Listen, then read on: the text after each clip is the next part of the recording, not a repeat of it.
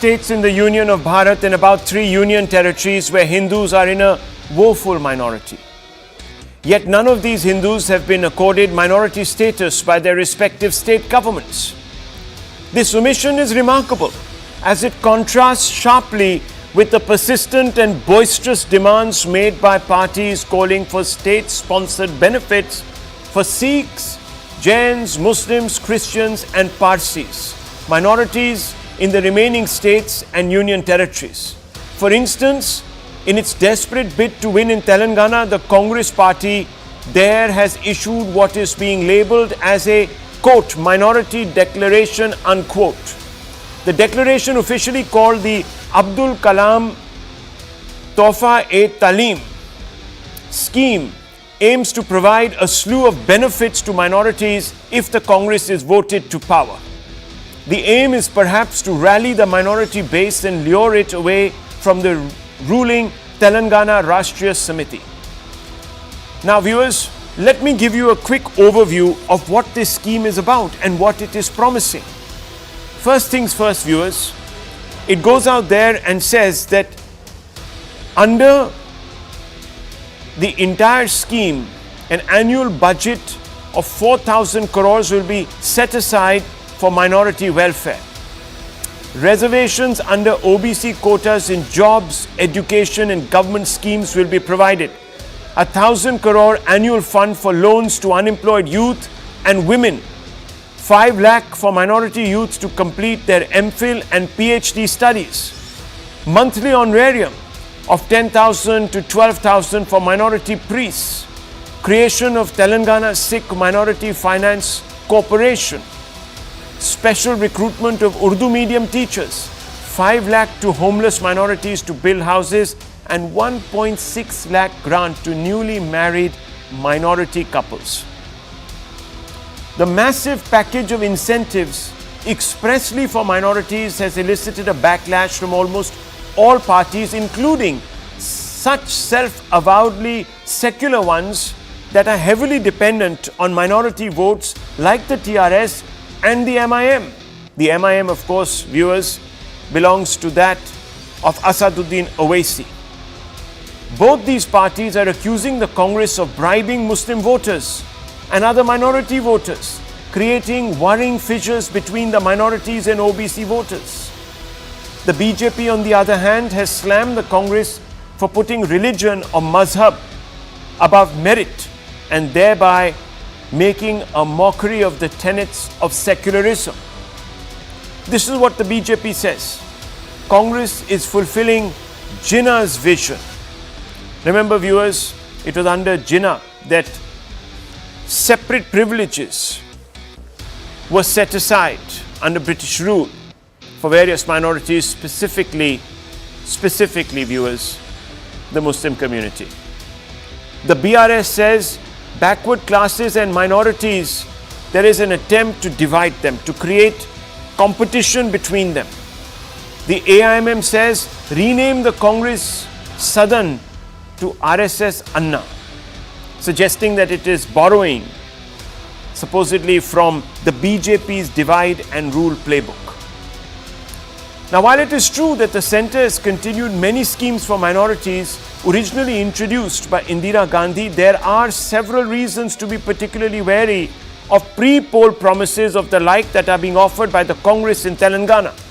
First, because they could attract the provisions of the People's Representation Act, and especially because the provision of sub-quotas for minorities under the OBC category has been expressly struck down by the courts. It's on your screens. The Andhra Pradesh High Court had struck down a 4.5% minority quota. The court stated it was established on grounds of religion and not backwardness, and therefore it should not be entertained. Viewers, the hard facts are there in front of you. Let me tell you, the first point, in fact, this entire offer, this package could fall under the rubric of basically, viewers, corrupt practices. Pre-poll offer of quota for minorities within quota liable to be deemed corrupt pre-poll offer, and under the section 123 of the PRA, under the Representation of People Act of 1951.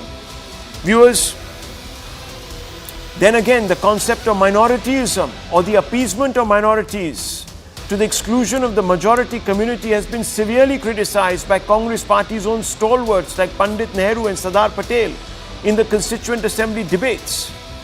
This is what Nehru said.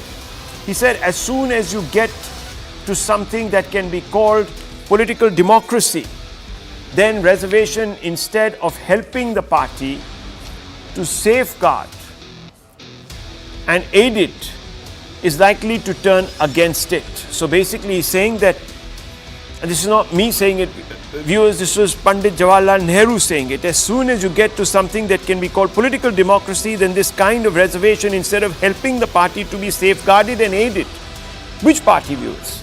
Minorities, is likely to turn against it. This was in the Constituent Assembly debates. Viewers, in the Bal Patil versus the Union of India, August 2006, even the Supreme Court has opposed minorityism. Minorityism is basically, as I told you, the appeasement of minorities to the detriment of the majority, viewers. And this is what it said. The Minority Commission, instead of encouraging claims from different communities, should suggest ways where the list of notified minorities is gradually reduced and done away with altogether, to prevent generating feelings of multinationalism, i.e. competing nationalisms. We've already suffered, viewers, on account of these multinationalisms. The most glaring example, of course, was 1947 itself, when India was partitioned. Now, viewers, these views that have been put forward by the Nehrus and Sardar Patels in the Constituent Assembly debates, all of these viewers, these worthies were against special favors to minorities because these could trigger vociferous tendencies leading to the balkanization of Bharat. Of course, there's also the larger, more rhetorical question that no one is posing, and that is, if Islam, Christianity and Sikh faiths are casteless, as they proclaim they are, why are the adherents of the religion being given benefits under the OBC or other backward caste category in the first place? Now, these hard facts would not have been lost on the Congress, but it is quite possible that the party today feels compelled to honor a promise it made way back in 2005, when the then Prime Minister Dr. Manmohan Singh swore to ensure that minorities, in particular Muslims, would have the first right over the state's resources. Listen in, viewers. We need to be revitalized. We will have to devise innovative plans to ensure that minorities, particularly the Muslim minority, are empowered to share equitably in the fruits of development. They must have the first claim on our resources. That was in 2006, viewers, not 2005, apologize for that, but carrying on. Craven minorityism is perhaps the greatest threat to national unity. Countries like Iraq, Pakistan and the like, where minority interests are privileged over all others, have shown that they are vulnerable to state collapse due to internecine feuding, which is fighting between groups. Given this as the Congress's Bharat Jodo slogan, empty rhetoric, let's put that to our debate. Is Bharat Jodo empty rhetoric? Is it selective? That debate, viewers, brought to you by Motorola tonight. Hello, Moto.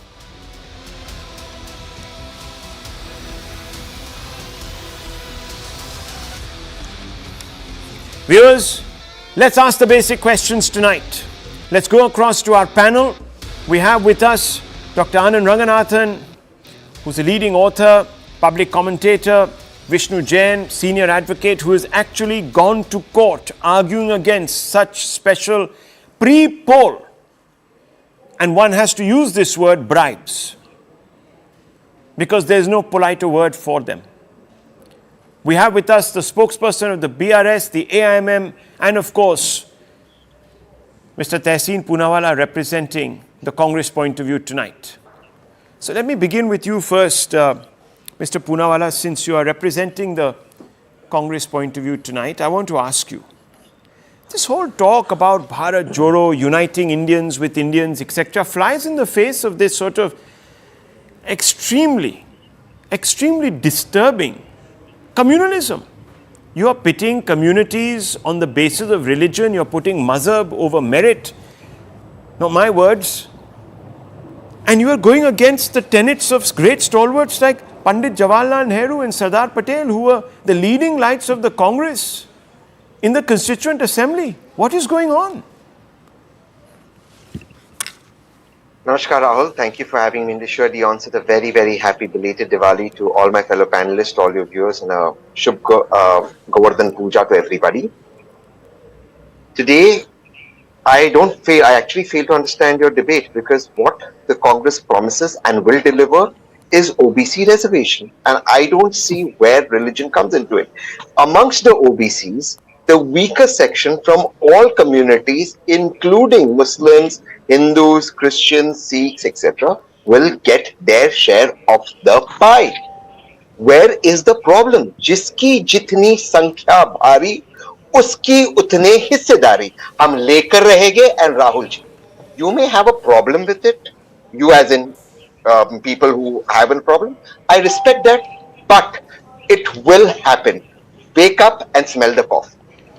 Well, sir, let me then direct your attention to what the courts have said about these sub-minority quotas within the OBC category.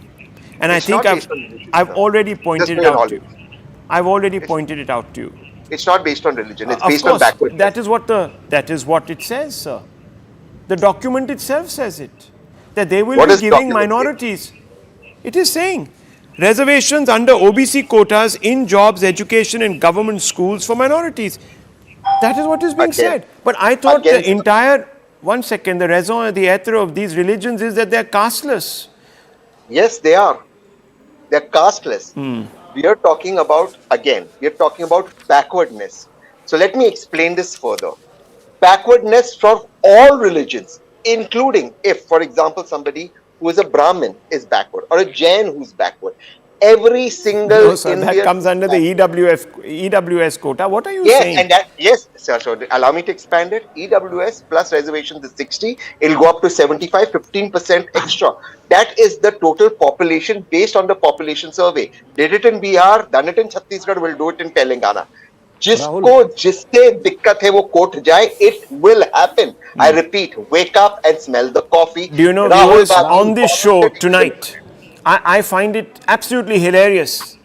The BRS and the MIM will be on the side of the BJP against the Congress. This is how opportunistic it is. Now, 1 minute, I'll come to all of you, but first let me bring in Dr. Ranganathan, because, and also Vishnu Jain, who's a senior advocate who has been part of such court cases, and then I'll bring in the politicians. I think the Congress has done itself the greatest favour tonight by stating its case so boldly.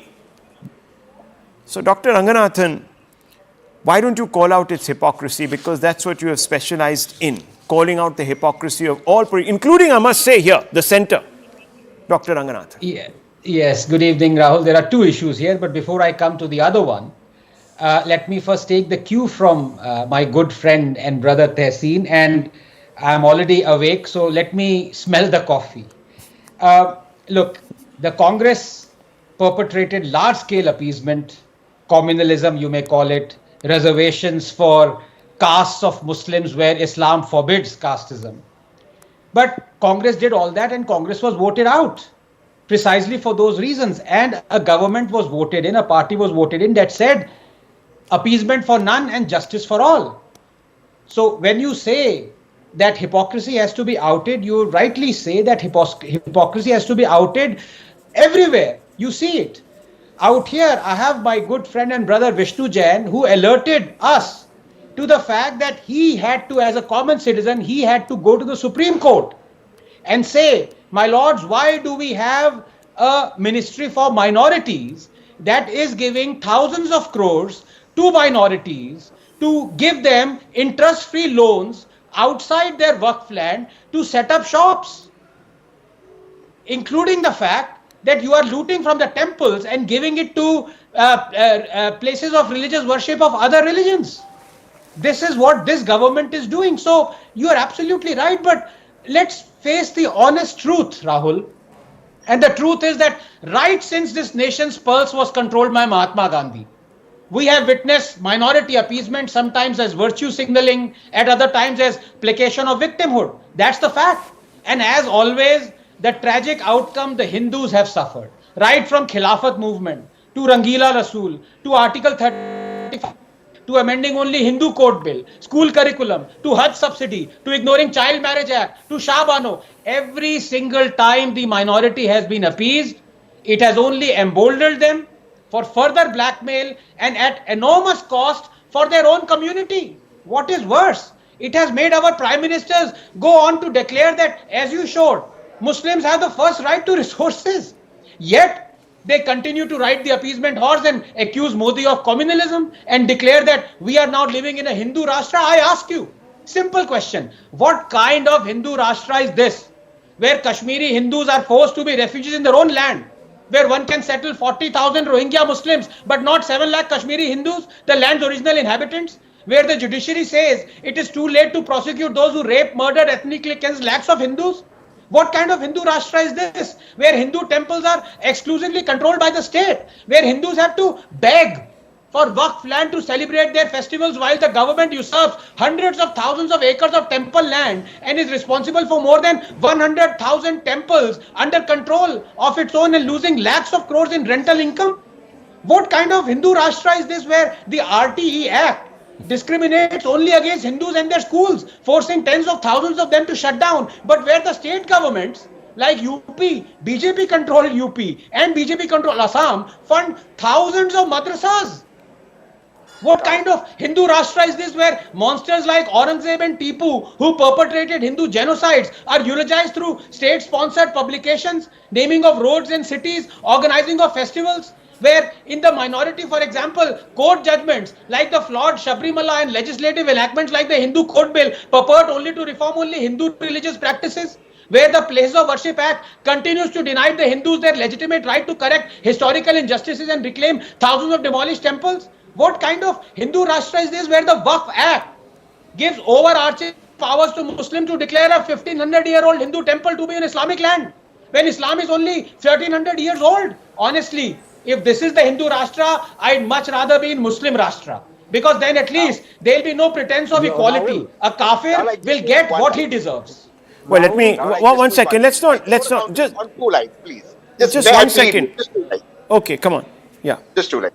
I have so much respect for my brother. Talking about jitni abadi utna haq, Tehseen, I want to ask you, you are are for 33% reservation for women. How many percentage of women have you given reservations in tickets in Rajasthan? 9%. What happened to your 33% reservation? I thought it's my chance. If you've done, I'll speak. My dear friend, my brother, Dr. Anand Ranganathan, I absolutely sympathize and empathize with you. And for your last comment, before I come to your countering you, on you must rather live in a Muslim land, just ask the BJP to give out the list of its MPs who've got a house in Dubai. You will be stunned and stunned. Okay, now again, I'm wasting time. Let's get to the point. Did I not criticize BJP? No, let me counter it. No, you didn't. You tell me how much percentage of reservation have you given? How many percentage of women have you given tickets to in Rajasthan? You're not like that. Allow me to counter you. Okay. I completely sympathize and empathize with you on the Rohingya issue. Except that Tushar Mehta on affidavit put in the Supreme Court, on affidavit, that Rohingyas will be kept in this country. They say one thing on media and another thing. Except that in the POW Act, Vishnu Jain has gone to court, the central government has not taken a stand. Except in the Waqf Act, the central government has not taken a stand. These are legislations the BJP can remove. Hang on, I came out with that. Now, I believe, 1 second viewers, the BJP, according to Tehseen and the Congress party, is a very bad party. And there might be a lot of people who sympathize with that point of view, I'm sure, from their ecosystem. But I thought the Congress was supposed to be the antidote. The Congress is taking us back to 1947. You see, viewers, in our warped understanding of history, I thought, because this is what I was taught in school, that Nehruji was dead against partition. So how is it that, 75 years later, his own bloodline is baying for one? I can't understand this. So something has happened. DNA बदल गया है. अब ये क्यों बदला है? I don't understand. How is this new infusion? Where is this new gene pool come from? I don't know, viewers. I mean, is there some foreign DNA that I don't know? I mean, I find it very weird that there is a sudden infusion. I don't know. Because how can share of the pie? no, I'm Why do you have a speaking problem? metaphorically. No, but Metaphorically. I'm asking you, but I'm speaking realistically. Why would you have a problem with the backwards getting their share of the pie? Should the pie be reserved exclusively? Excuse for me, some? sir, you You're have to distributing the pie. you have to not आप give. रोक सको तो रोक लो. आप ऐसे करो sir, आप ये अर्जी लेके आप कोर्ट में चले जाओ because the court has struck it down. You have to prove backwardness, and the only way you can prove backwardness, viewers, is by demonstrating that certain communities are below a particular poverty threshold. Correct. And poverty knows no religion, viewers. When will we understand this? Correct. So what's the dispute? So dispute is And you're that's- singling out, you're carving out a 4.5% No. quota. You're going to be doing it again. And you had done it in Karnataka, sir. And the courts upheld it. Let me go across to Vishnu Jain on this point. Vishnu Jain, what is going on? Let me put some legal perspective. Yes, please. The first of all I want to say to Mr. Tehseen Poonawala कि ये जो सोच है कि जिसकी जितनी संख्या उसको उतना हक, on that ground only India was partitioned, and today after 75 years down the lane, that thought process is again brought down. Now the point is this: the country does not function on the basis of populational strength.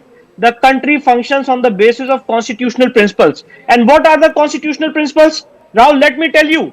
The Constitutional Assembly debates, if you please read, and I'm not wasting the time here by putting page numbers and volumes. H.C. Mukherjee, Jawaharlal Nehru, as well as Sardar Vallabhbhai Patel have said that minoritism will lead to multinationalism. The Supreme Court in Bal Patil case, where the Jain community had gone to the Supreme Court, the Supreme Court said that minoritism will lead to multinationalism. Point number 2, please appreciate on what basis you will give these funds and these donations to the minority community on the touchstone of Article 27, where there is a clear mandate that taxpayers' monies cannot be spent on the basis of particular religion. And let me tell you, for the Hajj subsidy, I had gone to the Supreme Court. The Supreme Court had struck down Hajj subsidy on these very principles, that from the taxpayers' money you cannot boo any particular religion.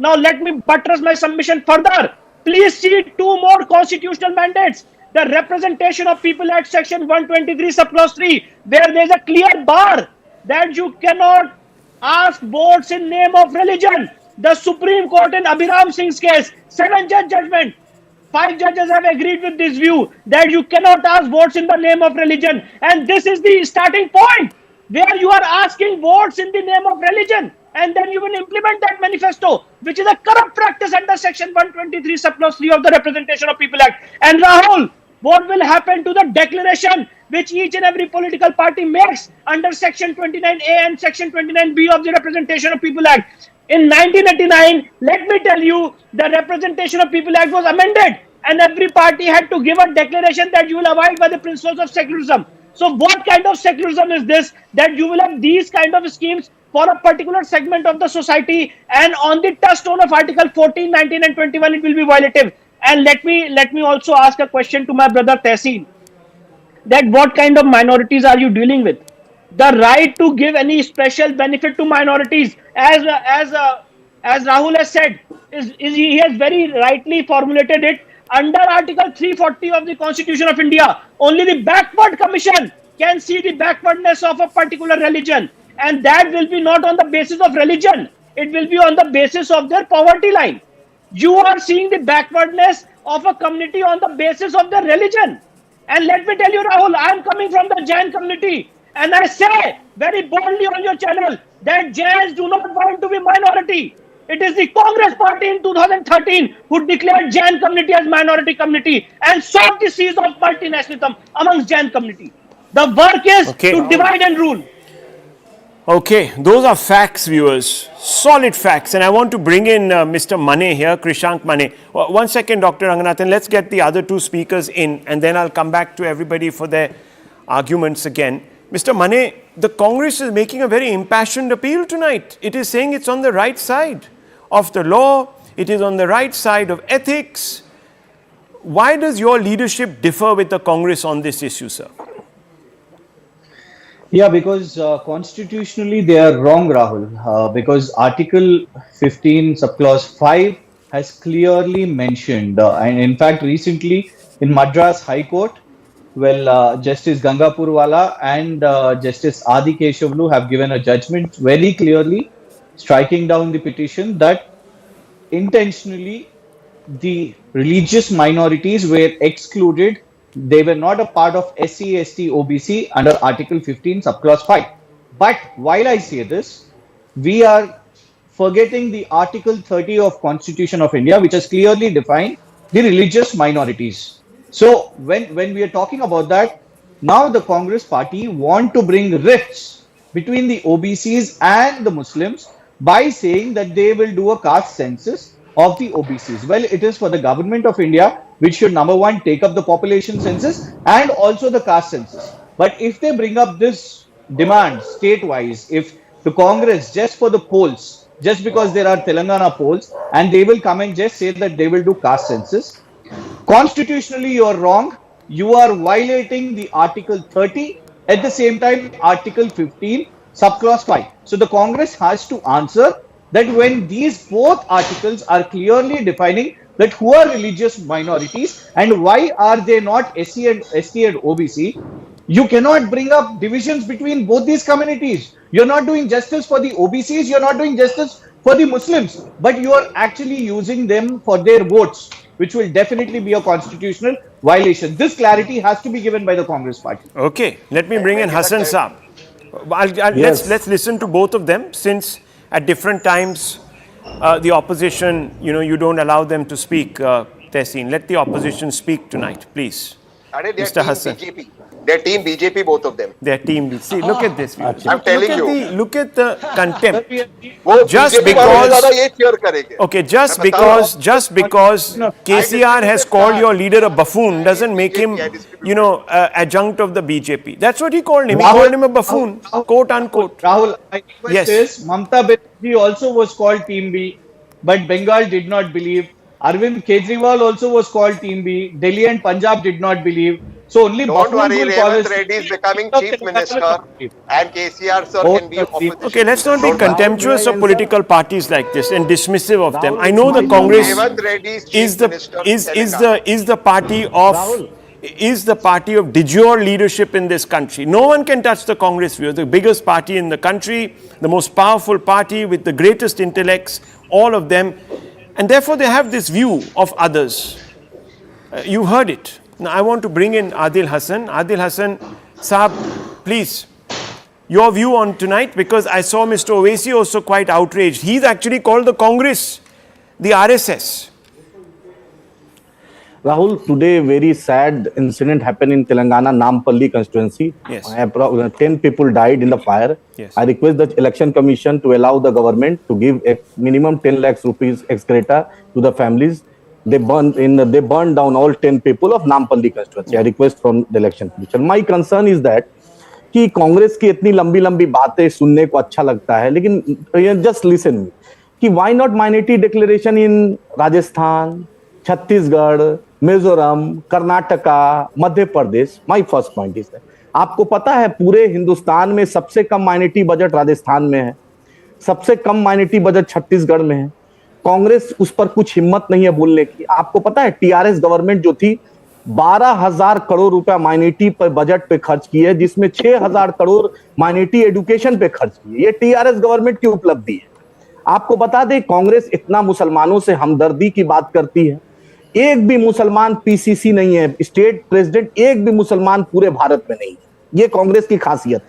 आपको पता है रायपुर में कांग्रेस ने अपना plenary session किया था, उसमें first education minister Maulana Abul Kalam Azad साहब का भी फोटो नहीं था. कांग्रेस ने जो तेलंगाना में माइनॉरिटी डिक्लेरेशन किया उसमें भी मौलाना अबुल कलाम आजाद साहब का नाम नहीं. ये है कांग्रेस. आप कांग्रेस से बड़ा प्यार से पूछिए कि बॉम्बे हाईकोर्ट ने 5% रिजर्वेशन एजुकेशन में कांग्रेस पार्टी को बोला था, अलाउ किया था, जहां पर शिवसेना के साथ एनसीपी के साथ ये सत्ता में रहे, मलाई खाए, वहां पर इन्होंने इंप्लीमेंट नहीं किया.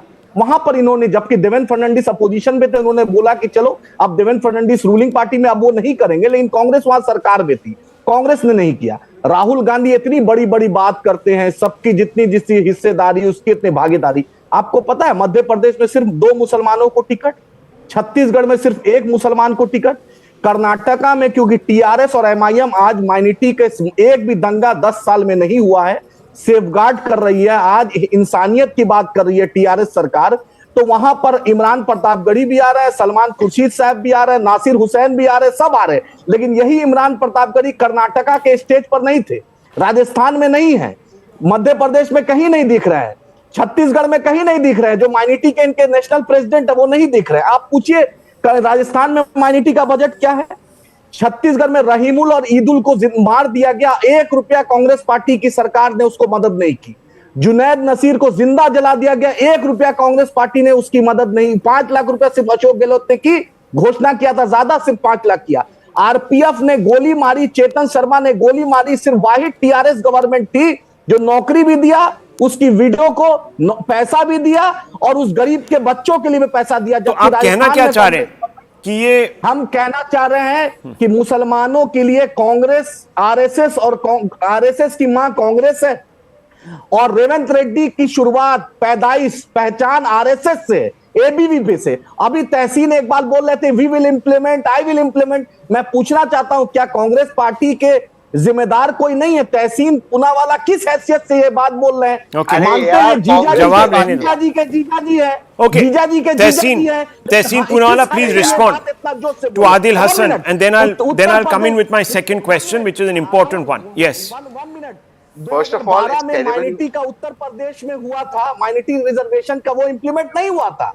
It is reality, this is just a lollipop, क्योंकि एक माइनॉरिटी की मजबूत आवाज एमआईएम हैदराबाद तेलंगाना में है और वहां सेफगार्ड से टीआरएस सरकार चल रही है, तो इनको बेचैनी है कि एक I'll tell you one thing, viewers, and I've written an article on this, that you see the leader of the MIM, he's a very frank speaking individual. Whatever you might say about Asaduddin Owaisi, he says what is on his mind. Now viewers, he challenged Rahul Gandhi. He says, look, you claim to be the greatest benefactor of minorities. Come, fight me in Hyderabad. Rahul Gandhi will not do it. Why, viewers? Why? I want to ask that question of Tehseen. You know, the question that is being posed to you, and I love the way Mr. Adil Hassan, for once I'm agreeing with him, has broken it down point by point. Jitni abadi utna haq. Aapne to koi haq hi nahi diya. Itni abadi hai. At the onset, I want to thank Adil Hassan. From the bottom of my heart, I want to thank Adil Hassan. Because I had a lot of answers to give Anand Ranganathan, that Congress appeases Muslims. And Adil Hassan only gave my answer that Congress doesn't. That proves the debate is over. Congress doesn't. Congress gives justice now. Adil Hassan made fundamentally 2 points. One was a lie. One point he made was on the Maratha Muslim reservation.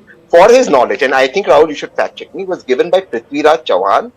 Devendra Fadnavis, despite High Court staying it, removed the reservations, and Congress tried to get it back, but it couldn't get it back because the matter was stuck in the Supreme Court. That is point number 1. Please fact check me on this. Second thing, that is which is in education and jobs. Now the second thing, the exposure and the B team of BRS and MIM is Akbaruddin Owaisi challenges Rahul Gandhi to contest, not Modi. That itself shows the B team. Now let me expose them and end this debate.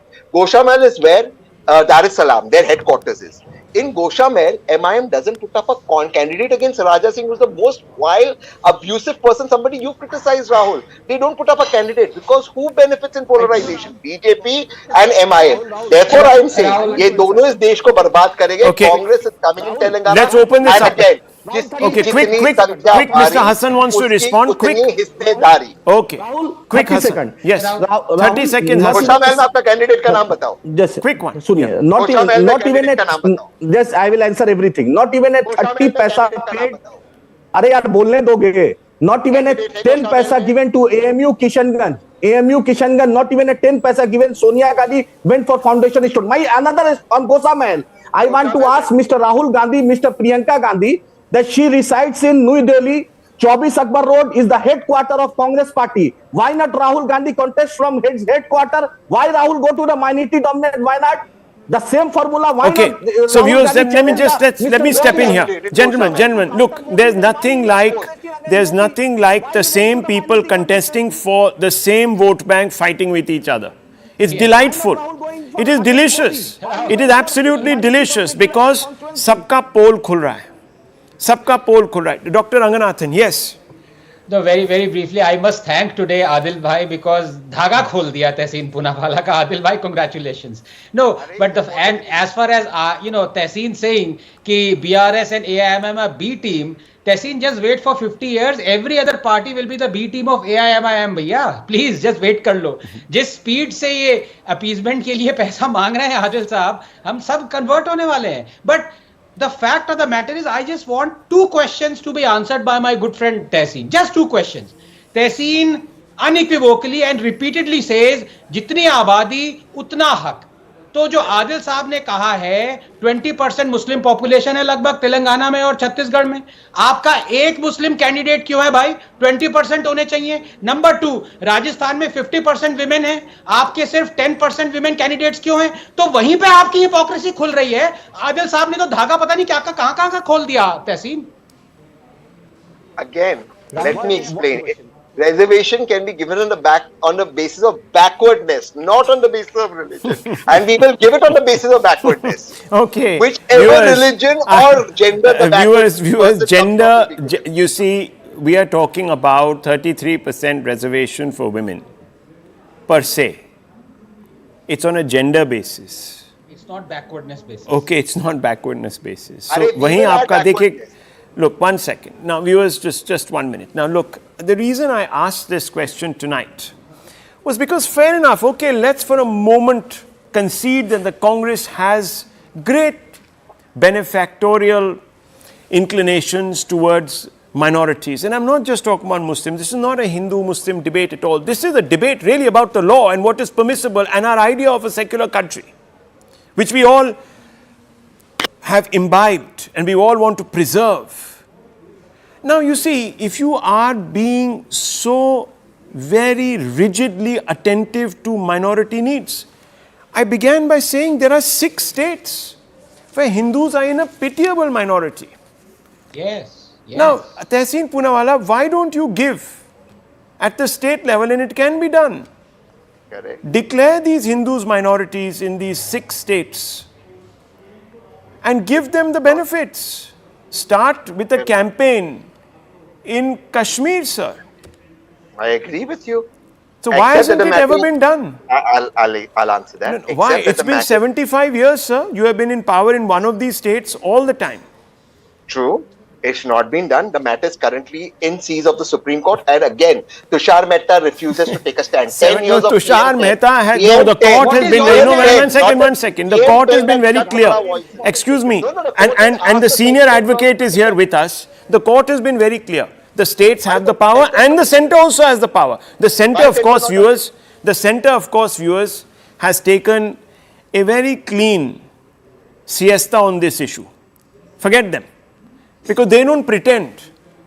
They don't even make a virtue out of giving people things on the basis of their religion. They don't.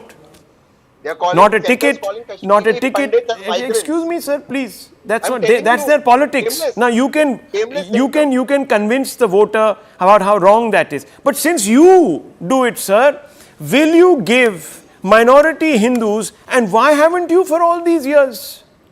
Walk the talk, sir. Rahul, they wanted to bring the communal violence bill. Supreme Court, and I'll take a stand. Now, what is the communal violence bill issue? Before I take a break, Dr. Ranganathan, can you please tell? In the instance of a communal riot, Yes. they would have held a Hindu always guilty, irrespective of the fact whether he was guilty or not, because he was the majority. Congress wanted to bring this in.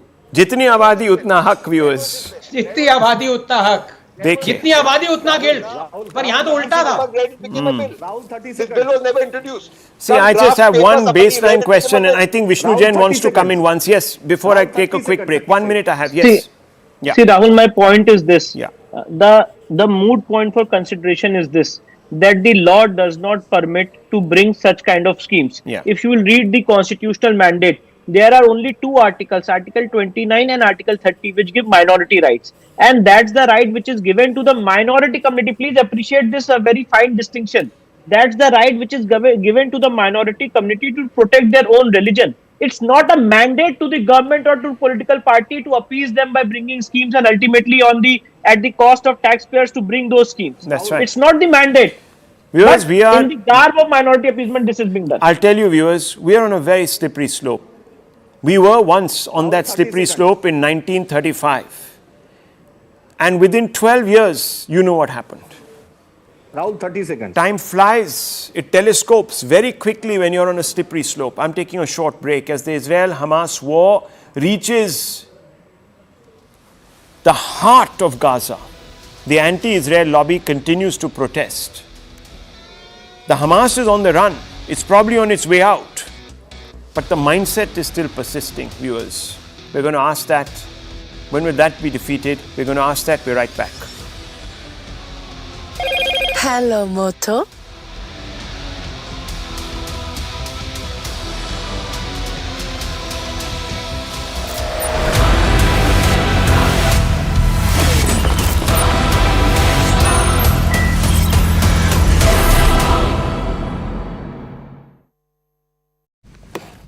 Flouting these norms and busting crackers, because of which we are seeing that the AQI has yet again deteriorated out here in the national capital and is yet again in the very, very poor category.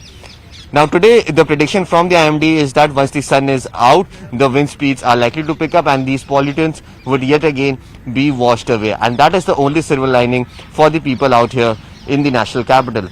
But remember, over the next few days as well, the AQI is likely to remain in the poor to very poor category and in fact is likely to deteriorate yet again in the severe category as well because of the wind directions. Now what remains to be seen is to what new plans can the Delhi government and the Delhi administration make sure that they initially make and make sure that is implemented on the ground to the T, so that some sort of immediate relief can be provided to the people out here in the national capital who have been suffering from this deteriorating air quality for at least the last 10 days. Currently, I am reporting from the pollution hotspot out here in the national capital, that is the Anand Vihar bus terminal. And if I could just show you in the visuals around here, the visibility is not as bad as it was expected. The AQI out here in the national capital remains to be in the very poor category, although the measures of GRAP 4 has been implemented. But yes, the manner in which the order of the Supreme Court of not bursting crackers was flouted by several people out here in the national capital, that has made sure that the AQI deteriorates yet again. But if you compare the AQI that is today, the very next day post Diwali with the yesteryears, you can actually see that the AQI is not as bad as it was expected, and in fact it has somewhere or the other been better than what it was last year at this time around. Also, what we have seen that yes, there were several people who had flouted the norms and had gone ahead and busted crackers through the night on the day of Diwali. But yes, today the AQI has definitely deteriorated, but it is not as bad as it can be seen. On the other hand, we have seen a lot of politics that has already started to happen in this entire matter. The opposition leaders are already coming on record and putting blame on the BJP leaders because they were the people who instigated people to go ahead and burst these crackers. So yes, the political blame game has already started. But if you speak about the AQI has definitely deteriorated post Diwali, but it is not as bad as it was over the last many years right after the day of Diwali. Currently I am reporting from Akshardham temple, where I could just show you in the visuals around here that yet again today cloud of smog has yet again engulfed the national capital. Remember, over the weekend we saw that there were spells of rain, which meant that the AQI in the national capital had improved significantly. But post Diwali, yet again we are seeing that the AQI in the national capital has yet again deteriorated. The main reason behind this is being said to be the manner in which the norms were flouted by the residents of the national capital even after the orders of the Supreme Court, which meant that there was a blanket ban on bursting of any sort of crackers. That was flouted significantly out here in the national capital, and that is the reason why we are seeing that the AQI out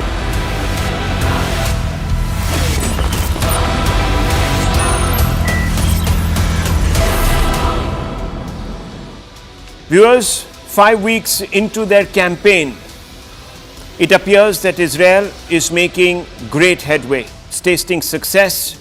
Viewers, the Hamas headquarters is now besieged, and Israel is very close to its stated aim of dismantling elements of Hamas that it claims will prevent Hamas from becoming a military threat again, or even a government again. They're very close. How do we know this? Because they are at the Al-Shifa hospital in the heart of Gaza City, above which, viewers, is the entire panoply of tunnels and military infrastructure that Hamas amassed and turned into its headquarters. But viewers, as this campaign has been unfolding, allowing Israel to achieve its stated task of eliminating a terror organization, protests are intensifying, calling for an immediate ceasefire. Many people are blaming Israel for doing what? For taking out the Hamas. This would be odd because Hamas is a terror organization. So why are these protesters not making the point that they have no loyalty towards Hamas? Hamas should be taken out. It should be completely rubbed into the soil, eliminated. Until that doesn't happen, there should be no ceasefire. Instead, it's the other way around, viewers. Let's listen into some of these protesters first.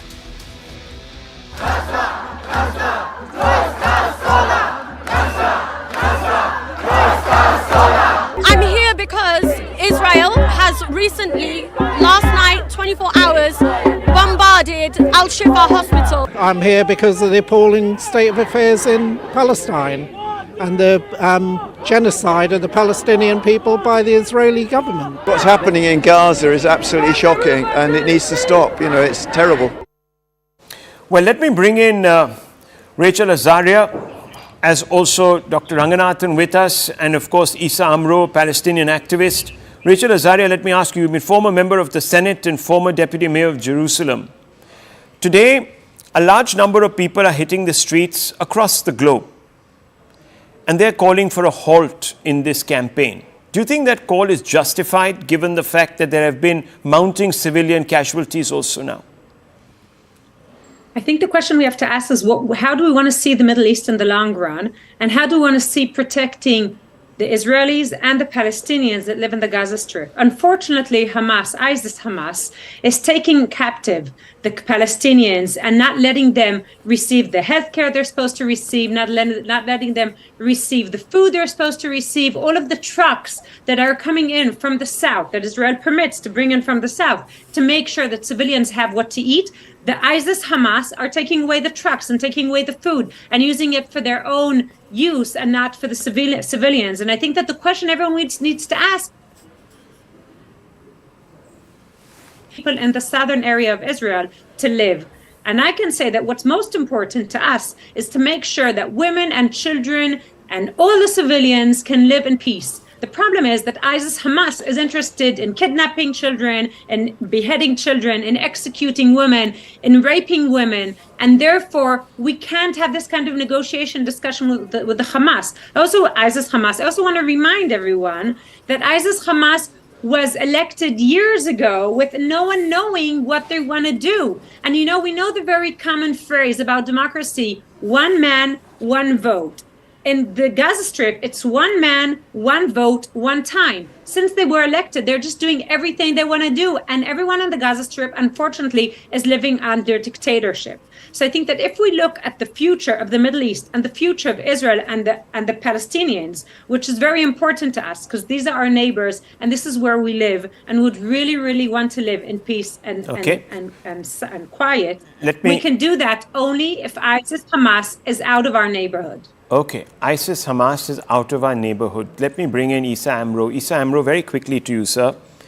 How can we have a ceasefire when precious lives are being held hostage by a terror organization? A ceasefire at this time, you would appreciate, sir, would only embolden more acts of such terror.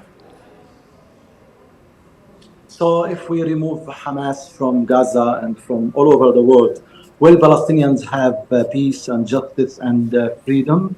Hamas is a symptom of Israeli occupation and apartheid, and the Israeli occupation is in West Bank, in Gaza, in East Jerusalem, and according to the international law and the international consensus that the main problem is the occupation and the main problem is apartheid. We all want peace. We all want justice. We all want to implement the international law in everybody.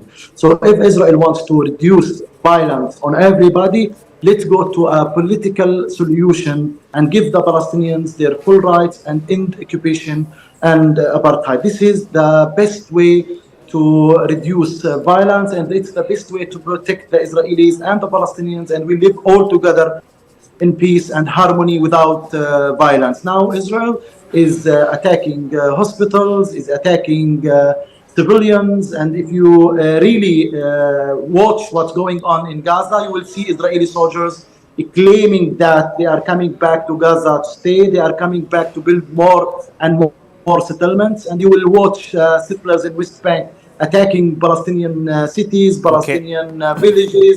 You will see occupation having many hostages from West Bank without trial in the Israeli military court. We, the Palestinians, we live under the Israeli military court. We are stateless, we are voiceless, and we don't have any basic rights living under the Israeli occupation. About election and choosing our leadership, for sure, we want election, and who stopped election 2021 was the Israeli occupation by not allowing election in East Jerusalem according to Oslo agreement, peace agreement with the Palestinians. One small point. Mr. Amro, one small point. You said Hamas has emerged because of a symbol of occupation, because of the occupation. You see, the Al-Qaeda used to say the same.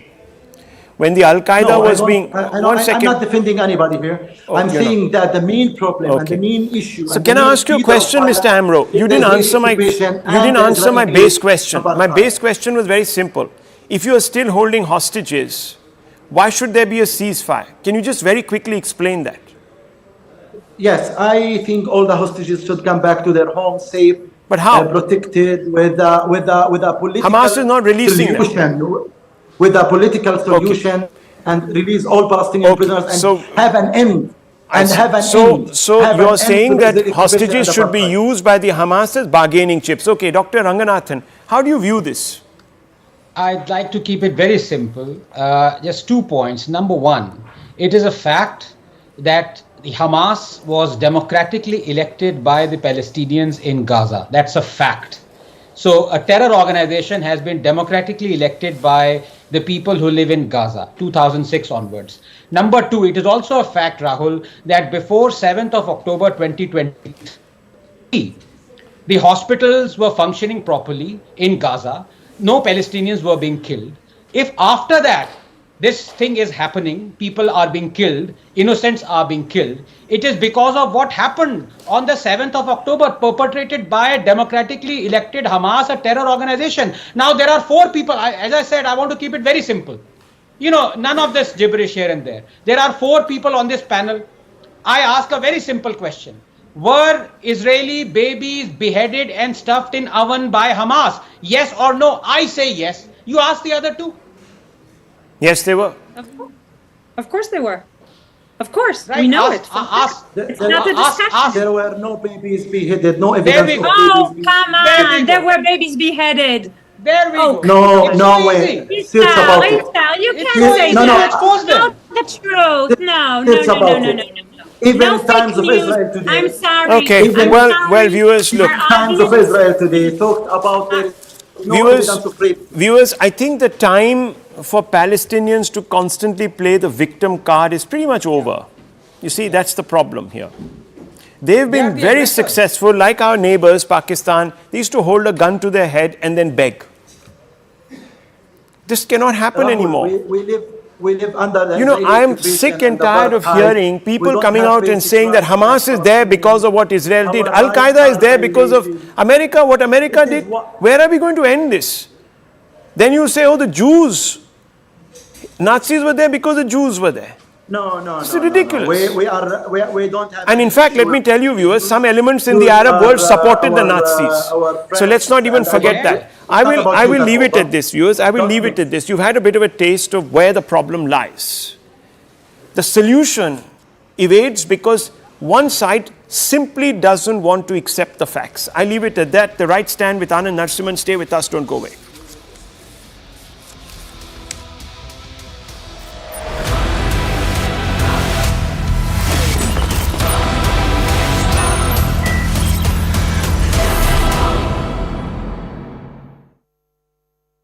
Co-powered by Again deteriorated. Over the next few days, the IMD predicts that the AQI might improve due to the wind conditions, but if you look at the longer run over the next 1 week, the AQI is yet again going to get back into the severe category, which means that it is yet again going to be a troublesome time for the people out here in the National Capital Region, where yet again they would be forced to breathe in the toxic air. Now what remains to be seen as to what new arrangements or schemes can be made by the government to make sure that the AQI remains under breathable levels, because over the past 1 week we have seen that the AQI had deteriorated, which meant that there were a lot of health issues that people of the national capital were actually facing.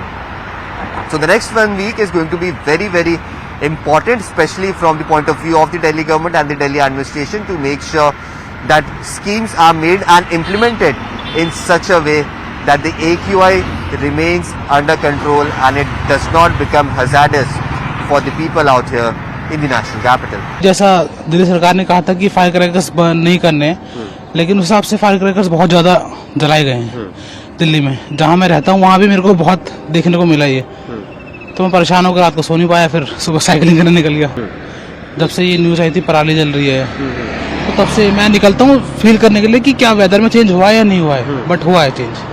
ये मतलब pollution का ही है ज़्यादा, तो यहीं से तो बाकी तो सब बढ़िया है। ऐसा मास्क वगैरह भी नहीं लेके आए हम, उधर क्या सब कुछ ठीक है, यहीं पे थोड़ा सा परेशानी है।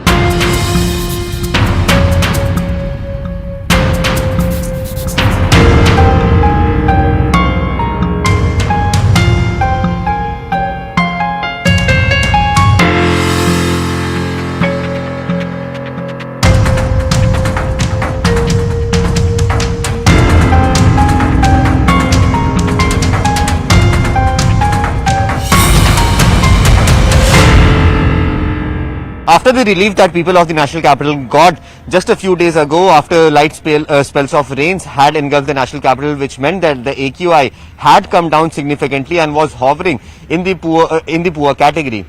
Now post Diwali, we are seeing that the AQI has again deteriorated. Currently I am reporting from Kartavyapath and just move to the frame and try and show you in the visuals over here that another layer of smog has yet again engulfed the national capital. But remember, this is not only smog, but what experts are saying that there is element of fog that is also in these visuals that you are seeing on your screens right now. So yes, the AQI has deteriorated after Diwali, but remember the AQI was already in the severe category at least 2 to 3 days ago, and today as well the AQI is still hovering within the very poor to poor category, but yet it is still very, very difficult for people to breathe out here. Remember the manner in which the Supreme Court orders of not bursting any sort of crackers was flouted yesterday. There were several cases that were seen out here in the national capital where this order of the Supreme Court of not bursting any sort of cracker was definitely flouted. In fact, the fire department itself had got more than 100 calls till 10 p.m. itself. So it actually shows that the people of the national capital, in fact the majority of the people of the national capital, were actually not bursting crackers, but yes, there was a significant number who were seen flouting these norms. And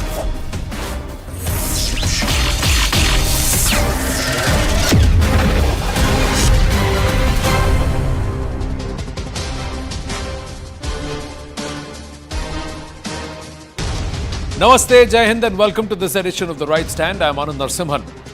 India's consumer price index-based inflation eased to 4.87% in October, recording a 5-month low. The government data shows that retail inflation eased mainly due to the cooling prices of food items. Meanwhile, Goldman Sachs upgraded Bharat shares to overweight from market weight. Goldman Sachs have cited strong economic growth prospects, steady domestic mutual fund inflows, and a potential supply chain shift from China. It is also said that our markets will continue to gain in 2024, supported by steady earnings, growth, and macroeconomic stability. The centre, meanwhile, is weighing a request from billionaire Elon Musk-controlled Tesla to slash tariffs on imported electric vehicles. The move comes as Tesla makers explore the possibility of setting up a manufacturing plant in Bharat. Reports also suggest that the government is looking at reducing the customs duty to 15% for all EVs or electric vehicles. Tesla has approached New Delhi seeking an initial tariff cut to offset the high customs duties in our country. But before we set up debate number one, big news coming in from Pakistan, ladies and gentlemen.